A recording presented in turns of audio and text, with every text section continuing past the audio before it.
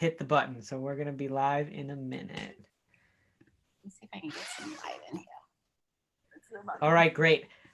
So hi, this is Sergio Marrero with Rebel One Live. We have a special treat today. Mandela Schumacher Hodge Dixon, CEO of Founder Gym, an online program that helps underrepresented entrepreneurs build successful tech startups. And I'm going to just cover a portion of her accolades. She's awesome. So from working at Caper Capital, to being global director of entrepreneurship at Startup Weekend, to a Forbes writer, to 30 under 30 and a TEDx speaker. Thank you for joining us and making time today to share some of your wisdom with our investor and founder community. Thank you. Wow, it's my pleasure. Thank you for the invitation. Yeah, of course. Well, we'll dive right in. And I wanted to share, I know I shared a little bit about Founders Gym, but I'll tee it up with first, if you can share more about the community beyond what I just shared with the audience. No worries. So Founder Gym was manifested back in November of 2017. So we've had a couple trips around the sun since then, and we have worked at helping underrepresented founders leverage inside information, specifically from Silicon Valley, on how to build successful businesses. What we've started with was teaching entrepreneurs how to fundraise. So that's been our focus. We've done 13 cohorts. We've had over 440 graduates across 22 countries, 6 continents go on to raise. Now it's north of $43 million. And if you know anything about investing, which you all do, that's hard to achieve. So we're super proud of that, and that's what we do. And we're all online. That's great. And can you share a little bit of your journey? How did you end up starting being a founder yourself after working first at Startup Weekend and then Caper Capital? Why did you make the leap?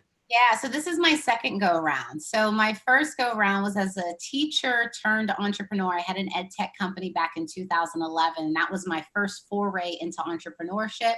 And that's how I ended up in Silicon Valley, getting investment from Mitch Kapor, Frida Kapor Klein, and then Imagine K-12, 500 Startups. So that started me off on my journey. I was then the global director, Startup Weekend Education, and then also the founding portfolio services at Kapor Capital. And then this is when I decided to make the leap back into full-time entrepreneurship to start Founder Gym. And it really came about, Sergio, because of my lived experiences. So both of my parents are civil rights attorneys. So social justice, activism, empathy has been ingrained in my DNA from the onset. I'm also an athlete. So I played Division I soccer. I was the captain at NC State. And so the sports psychology that we apply at Founder Gym is, again, from my lived experience. And then another chapter in my life was actually as a professional educator, like I mentioned, with my ed tech company. And so I basically have combined those lived experiences and skill sets, added entrepreneurship onto that, and really tried to build out the ideal program I wish I had when I was just starting in this journey. You know, I had never taken a business, tech, finance class in my life prior to doing my first startup. I didn't even know Silicon Valley existed, let alone knowing anyone here who could put in a good word for me. So I literally was starting from scratch, and I made a lot of mistakes, a ton of mistakes. So I said, now that I've reached a certain level of my career, my network has really grown. I'm kind of inside these conversations and behind these closed door meetings that people don't even know about. What am I doing with the privilege that I have today to be a bridge for people, not just in this country, but around the world, to access this information? Because I firmly believe that tech entrepreneurship is a wealth creator. And so I wanted to make sure more people have the opportunity to participate. That's beautiful. That's it.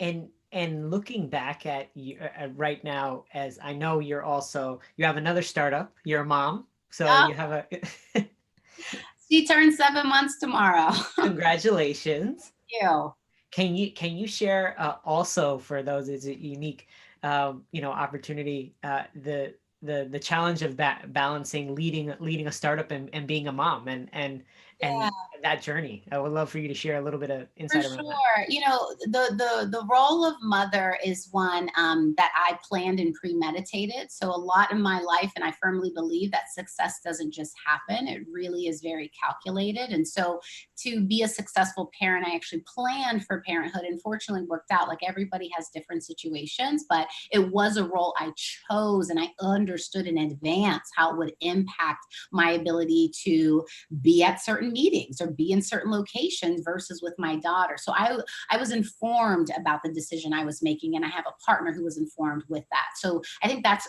really important just to acknowledge that people don't always have the same privilege, and I recognize my privilege in this situation. And so I think it's just important to call that out. But no matter if you're a parent or if you're playing a different role, like a caretaker to your parent or someone else in your family, I feel like all of us as entrepreneurs, we wear multiple hats. And the more you can make space for those multiple hats in your 24 hours in a day, I think the more happy you will actually be, or happier, excuse me, you will actually be, because I believe that true success in business is in alignment with a greater purpose, a greater mission. And so I oftentimes quote Stephen Covey of the 7 Habits of Highly Effective People. And before you write your mission statement, or even for investors, before you write your investment thesis, really take the time to write your personal mission statement. What do you want your legacy to be? How do you want to go about trying to build that legacy? What actually matters to you? What relationships? And then you should build your business, your life around that end goal. So for me, Founder Jim, yes, has its mission and its vision, but it's tied to my personal mission statement, which also includes me being a mother. So how I juggle it is I did the work in advance to really try to put this puzzle piece together so that it can fit in a way that I can go to bed and lay my head down on the pillow knowing that I'm on the path of alignment for my personal happiness. And where I believe that people really become unhappy is when their personal blueprint for happiness doesn't match their reality. So again, it goes back to those internal conversations and not being swayed by what other people think you should be doing with your time in your life, or how other people define success, right? People may say, hey, Mandela, you could be, a CEO of 1,000-person company rather than doing what you're doing. I mean, people tell me all the time, I'm a big fish in a small pond, right? But I have to make the life choices that are right for me and what success means for me. So in that sense, and how I juggle parenthood, versus I recognize it's a choice I made and a life I signed up for. And I personally just try to find the joys in that miracle that I get to play this role. I love it. I could tell. Like you said, Mandela's the ultimate coach. It brings the gym wherever she goes. So I also love that analogy. I'm a gym head myself. So yeah, it's a great place to be. Uh, looking at the founder gym community, and also we are in a time of COVID-19 and some of the challenges. Can you share some of the how it has impacted the founder gym community? Yeah, I think it's impacted us the same way it's impacted everybody else, is that it wasn't planned for. And so when you come into a moment of crisis, right, people react differently in crisis. And some, you could argue, do well, that they see it objectively for what it is and they don't get emotional about it. But I think most of us, are human. And I feel like this isn't just your normal type of recession, even what I experienced in 2008. This is different. This is impacting so many layers of life. And I don't even think that's really been fully shown yet, the impact and the ramifications of everything that's happening today. So I do feel like, first and foremost, it affects everybody, because there's an emotional burden you have by just being informed about what's happening, let alone if it impacts you or your personal family or friends, and on top of everything else you have going on. So I oftentimes tell my team, I feel a little heavier, a little more tired, a little less energized than I normally do. And I realize, because I'm spending all this additional time accounting for all these additional ways I need to be safe, I need to look out for people, I need to donate, I need to contribute, I need to help, on top of all that I was doing pre-pandemic. So I think it's just taken an emotional, physical toll on everybody. But business wise, I think that there are certain businesses who are having a moment, like they are thriving more than they've ever thrived, right? Like those ed tech consumer companies that have just been waiting to get distribution there are like right now, like telemed, right? That all that virtual medical help, all that is having a big moment. Delivery services. So certain companies are definitely thriving, but I would say a lot of companies are hurting right now. And I mean, even the numbers tell you this. Just go look at the unemployment rate. Those employees were employed at companies. So clearly the companies aren't doing well because most of companies' biggest line item is with human capital, right? So all these things are so intertwined. And so that affects our companies as well in our portfolio at Founder Gym, that they're across the spectrum. But what we try to do is we try to, again, remind people that one of the biggest benefits in being in our network is you have a community, right? That you don't have to figure it out by yourself. And my advice for anyone, whether or not you have companies in your portfolio that are thriving or not, is to make sure that they don't feel alone in this process. Entrepreneurship is already a lonely journey, but put a pandemic on top of it, and you really feel like you have the weight of the world on your shoulders. So we just try to remind people like we're here, and we create spaces, whether they're one-on-one, small group, or large group, so that people can come in a safe space and share what's really on their heart or their mind, so they don't have to feel like they're alone and feeling what they're feeling, but also trying to navigate their way through it. Great. I mean, and shifting to the Founder Gym community, can you share a little bit more about I know it's a program, but can you share a little bit more color for the work you do? For sure. So it's a 6-week virtual training program. So what we try to do is have the biggest impact in the shortest amount of time. And so really, again, leveraging the sports psychology, the accountability, the structure, the roadmap, the coaching, the personal training, it's all baked in. So people start with orientation, they get onboarded, and then once a week, we have an expert trainer come in from the ecosystem to train people up. We also have office hours once a week, and we have this proprietary curriculum that we built out that specifically right now focuses on fundraising, but we're also expanding to help other type of businesses finance their business beyond just venture capital. But to date, that has been our bread and butter and our focus. So again, 6 weeks, you start one way, you come to us at a certain level of business acumen. And by the time we're done with you, you know how to fundraise. You also have all the tools required, the email templates, the investor lead sheets, the pitch decks, the verbal pitch. I mean, we really run through everything. And oftentimes what we find is that these founders coming to us are incredibly intelligent, they're incredibly capable, they're incredibly creative. But the thing is that they don't recognize how much of a different world, a different country, continent venture capital is. And it really requires a different set of norms, a different set of traditions, even a different language. So oftentimes I synthesize is we teach people how to talk tech. We teach people how to talk VC, right? We teach them the ABCs of this, so then they can start forming words. The words expand to sentences, then paragraphs. And by the time we're done with them, they can write a whole thesis on this. I love it. Love that analogy. And when do they need? You said they come to you at a certain level. What's that level? What do they need? Yeah, What so characteristics do they need to I have? would probably say what I usually compare us to is like I would say if this was like a school system. Clearly, you see, I love analogies.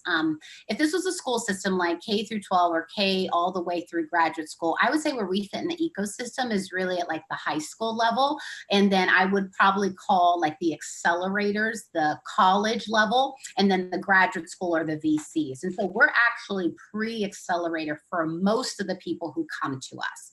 Pre-accelerator. So a lot of our founders who graduate go to Techstars, they go to 500, a bunch of different places like that. But some of them actually come to us after they've already graduated from those programs. Because what we found is that there's still a void in coaching on how to do fundraising right. So even though these other programs they've gone to are 3 months long, they got coaching, they still aren't equipped to go out and fundraise. So a lot of people come to us specifically for that need, that gap that they have in their skill set. And I think also also they come to us because we are specifically for underrepresented founders. So the books that are out there that teach fundraising, or the podcasts or the articles, oftentimes don't put the color and the nuance of what underrepresented founders go through in the fundraising process. We talk about code switching, we talk about divergence and lived experiences. We talk about what if you're pitching something about a problem, a community you're solving for, that these investors have no purview into, right? All the things that an underrepresented founder has to go through, we specialize in. Love it. That's great. That's and much needed, especially in this marketplace. So how, when you say underrepresented founders, how do you define underrepresented founders? Yeah, so we basically, I got this definition, honestly, from my time at Capor Capital and working with Frida Capor Klein, but how we define it is basically if your representation in the overall population, right, is significantly greater than what it is, the ratio to what it should be in tech, then you're underrepresented. So a simple example is women. Women make up 50% of the US population. However, less than 10% of venture capital goes to women, right? And then you can go on and on about Blacks. African Americans make up, what, 12% of the US population. But the Black woman in tech is the least funded, most educated founder of all, right? So there's a huge divergence in representation in the real world and representation in getting access to capital. Great. I shift back to you and your journey, and what do you feel has helped you, be successful and really, you mentioned the immediate, the impact of a partner and that, but taking a step even before that, what are the things that have helped you make those leaps? Yeah, I would probably say, hindsight's 2020. And fortunately, I've had a couple of moments where I've been able to breathe and look back to see, okay, what did I do differently this time than last time? And remember, this is my second startup. My first startup folded after less than 3 years. After we went to the top accelerators, we got the money, and I think this is important for people to understand that failure is actually a very high when it comes to building a high growth tech startup. And either you kind of scale up to the right or you die. We were one of the companies that died. It's like 90% rate will die within the 2-3 years. So now it's like, okay, well, what did I do differently? I by and far think there's a couple things that I did differently that have really ignited the success of Founder Gym and being able to partner with like the biggest organizations in the world, like Google and Microsoft. Ooh, that wasn't announced yet. I just realized that, but okay, please just keep that under wraps. I just realized that. Okay.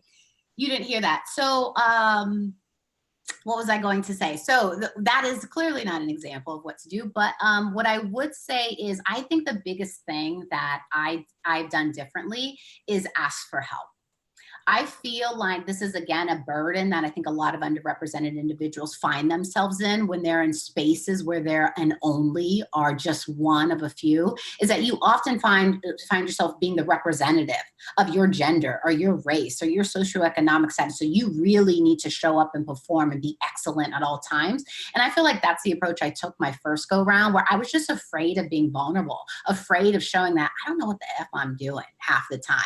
And so because I wasn't honest and authentic about the lack of knowledge I had or the lack of network I had, then I wasn't making myself available to get help. And what really shifted for me was when I worked at Capor Capital and I was working with the whole portfolio of founders, right, of all different races and genders. And I'd be in these meetings with some of the highest performing founders and companies, and all they'd be doing the whole time is talking about what they don't know and how they need help.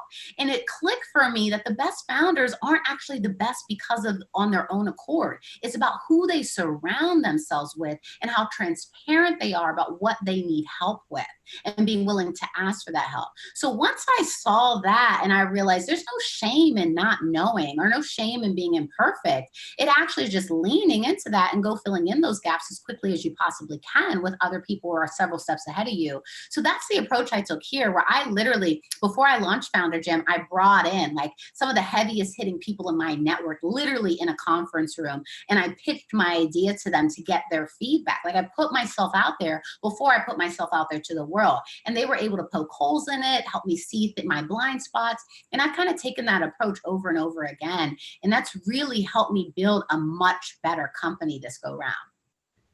That's great. Like I feel similarly. My first, well, several times have, shot something, it died, but it's how you learn, right? It's your scars that you got to push yourself. What is it? Even in the gym, you push yourself to failure. That's where you learn, that's where you learn new limits. Yeah. So shifting at a higher level, what do you think needs to happen in the ecosystem to better support underrepresented founders?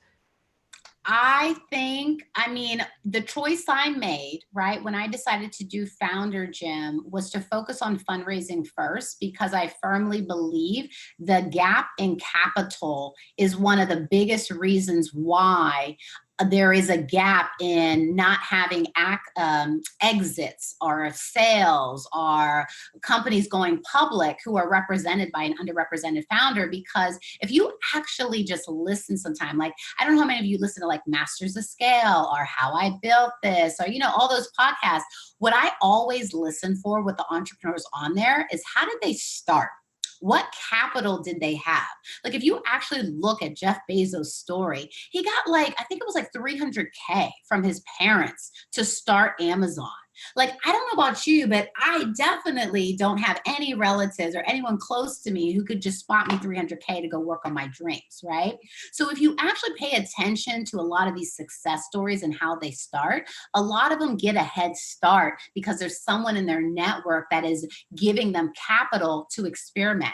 Because all a startup is one big ass experiment, right? You're trying to figure out product market fit. And as the market shifts, you continuously have to find it, right? But you need time, you need runway, you need oxygen in order to be able to experiment to get to that point. But the problem is so many companies die because they don't have enough oxygen in their tank, AKA capital, to get to a point where they can prove out their thesis. So my answer is access to capital is huge. Oh, access to capital, and we're doing it. Awesome. Well, before we close, I wanted to share what are the next steps for Founders Gym, and how can the audience get in touch?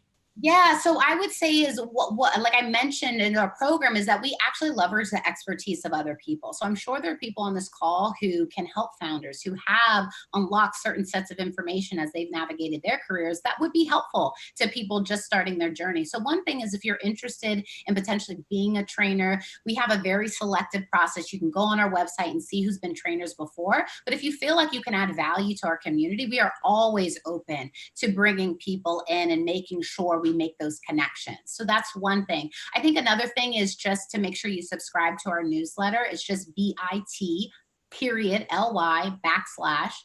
FG News.